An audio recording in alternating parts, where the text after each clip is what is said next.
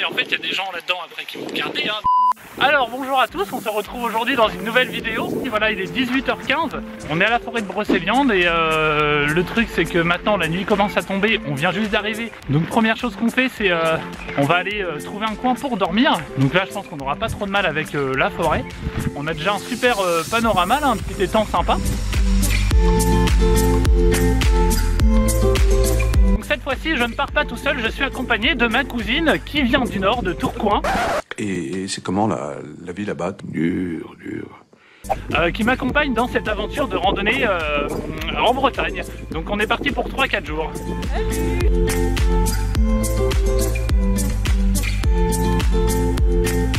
Donc là on a marché pendant combien de temps on a marché? Pendant 20 minutes peut-être. On a marché 20 minutes pour essayer de trouver un petit coin sympa. Voilà, il y a des personnes apparemment qui sont déjà venues ici pour faire un petit feu là apparemment. Et puis donc c'est entouré d'espèces de petits bancs. Voilà, donc on espère qu'ici il n'y ait pas trop de passage. Normalement non. Mais enfin de toute façon on est quand même à l'abri des regards. Et puis de toute façon on est entouré de forêt. Le truc c'est que demain matin on va pas partir trop tard hein, pour pas déranger justement hein. Que bon, on rappelle que le camping sauvage est interdit. Même s'il est toléré hein, c'est quand même des fois difficile de se poser quelque part. Enfin là normalement on n'est pas trop mal. Donc on va monter la tente parce que là il commence quand même à faire nuit. On voudrait pas se retrouver en galère. Donc à plus tard.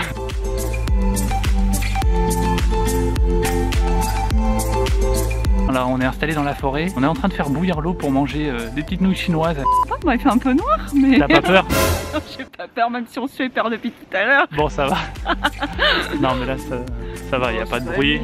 On entend des oiseaux, des bouts, je sais pas quoi depuis tout à l'heure. Et le kibou hein.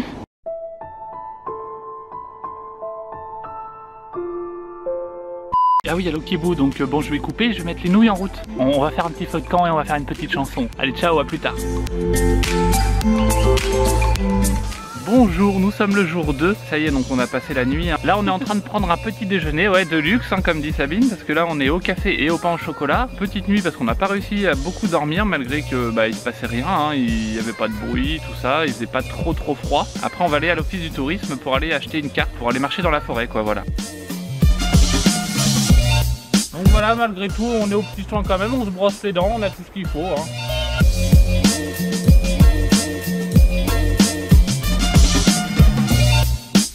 Donc voilà, il est 9h30, ça y est on est reparti hein, pour retourner à la voiture là où on s'est garé hier. Donc pouvoir laver déjà notre petite vaisselle, comme je disais on va aller à l'office du tourisme. Et après on reprend la route dans la forêt et on va aller voir tous les petits trucs sympas qu'il peut y avoir quoi.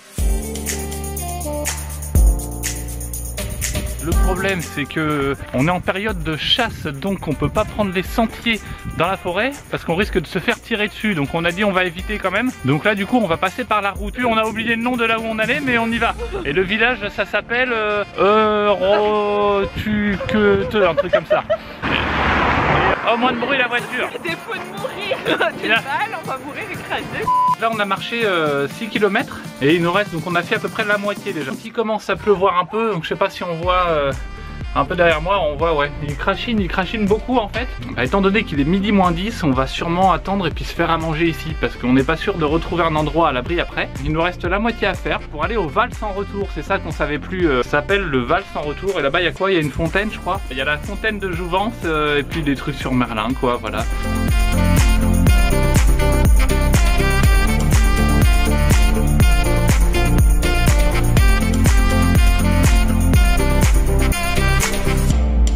Content. Alors voilà, avec Sabine on est arrivé à un endroit où il y a un étang qui s'appelle le Miroir aux Fées, mais on est arrivé aussi à l'Arbre d'Or, il est juste derrière, voilà. Donc en fait c'est un châtaignier recouvert de feuilles d'or qui a été réalisé par l'artiste François Davin à la demande de l'association Sauvegarde du Val sans retour, donc c'est là où on est, le Val sans retour, suite à un incendie qui ravagea près de 400 hectares de la forêt en 1990. Et en plein cœur de Brocéliande et du Val sans retour, l'arbre d'or fait figure d'arbre de vie et symbolise à la fois la force de la vie et ses origines, l'importance des racines et le développement de la vie. C'est le cœur et l'âme de la forêt. Donc voilà pour cet arbre. Et c'est vrai que je l'avais déjà vu en photo, mais ça n'a rien à voir en vrai, on a vraiment l'impression que c'est un arbre en or. C'était juste pour rappeler cet incendie finalement. Hein.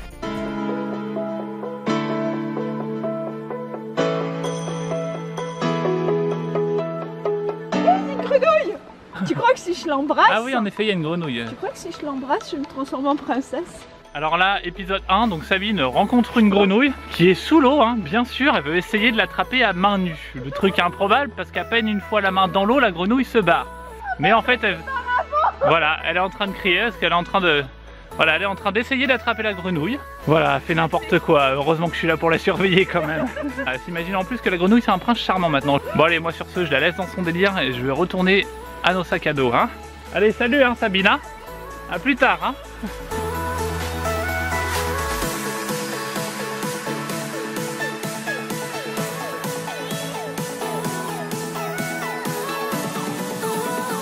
Est-ce que ça vaut le coup d'être monté si haut là? Ça vaut le coup.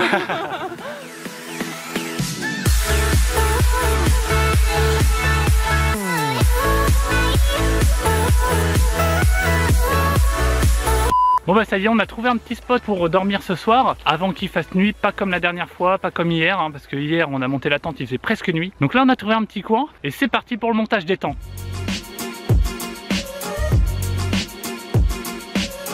Bah, je vais vous faire visiter un petit peu les lieux. C'est ma petite maison et je vais vous faire visiter l'intérieur.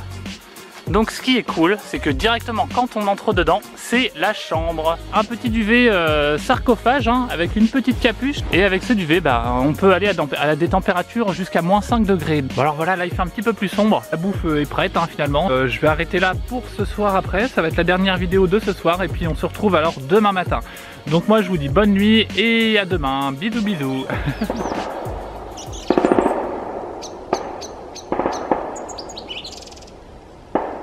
15 h, ils décident d'organiser un lâcher de galinettes cendrées. Je crois qu'ils sont en train de faire une chasse à la galinette cendrée. Je te reçois 5 sur 5. J'attends que bébé en fait le lâcher. Bon ok, tu fais gaffe, je suis en face. Hein. Ah c'est un truc de fou là, t'as l'impression que c'est la guerre. Ah non, ils sont déconnés, c'est quoi? Ils tirent avec des mitraillettes, ils sont fous quoi. Salaud! Non parce que là si c'est de la chasse, les mecs ils sont quand même un peu barrés là hein. Si j'apprends après que c'est de la chasse, en effet je vais avoir une idée un petit peu bizarre du breton finalement hein. Parce que là je crois qu'ils étaient vraiment à la mitraillette. Enfin voilà, c'est le matin. Puis voilà, donc là ça y est, jour numéro 3.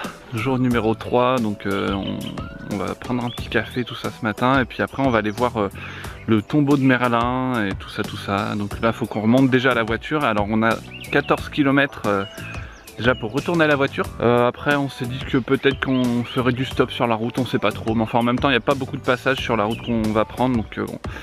Voilà, donc à tout à l'heure. Il est 9h30, ça y est, on a tout remballé et là on va repartir à Pimpon pour aller récupérer la voiture et puis ensuite donc continuer le petit périple. Mais cette fois-ci en voiture après. Et on va encore faire une nuit quand même dehors, je sais pas où exactement, mais on va repasser encore une nuit dehors, ça sera la dernière.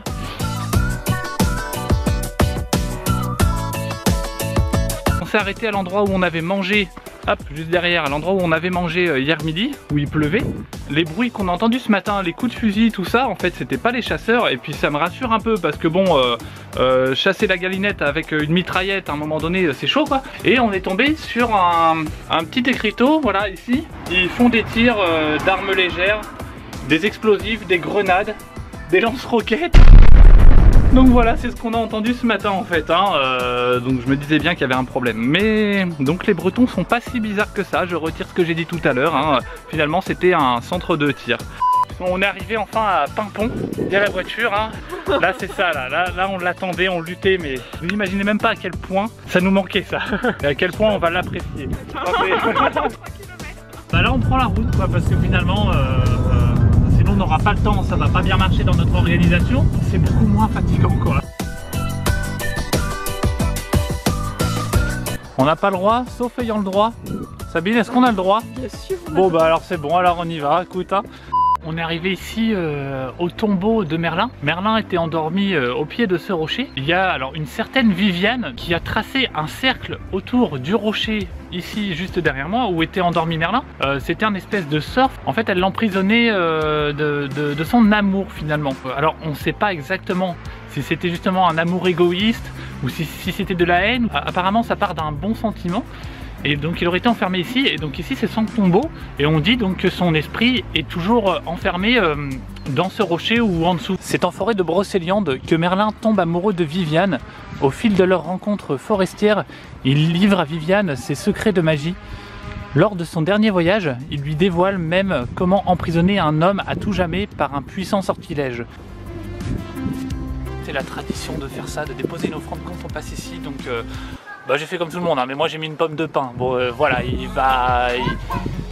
j'espère que ça lui conviendra. Voilà.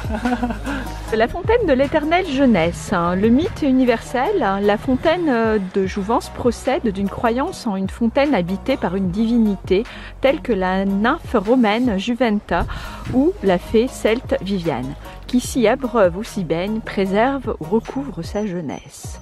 La fontaine de Jouvence a fait l'objet en tout temps de nombreuses croyances chez l'homme à la recherche d'immortalité ou de rajeunissement permanent. La légende de la fontaine de Jouvence a probablement des origines anciennes liées à la fascination de l'homme pour l'eau et à son importance pour la survie. Les visiteurs qui viennent ici vont s'amuser à empiler des petits tas de cailloux. On trouve ça beaucoup sur les chemins de randonnée. Et en fait ici ça a une signification particulière, c'est-à-dire que chaque personne qui a mis sa pierre en fait a réalisé en même temps un vœu. Action! Voilà, la vidéo va se terminer là-dessus, enfin la première vidéo va se terminer là-dessus parce que on a vu à peu près tout ce qu'on voulait voir à Brocéliande. Et on vous retrouve sur une prochaine vidéo pour la suite de nos aventures. Ciao tout le monde!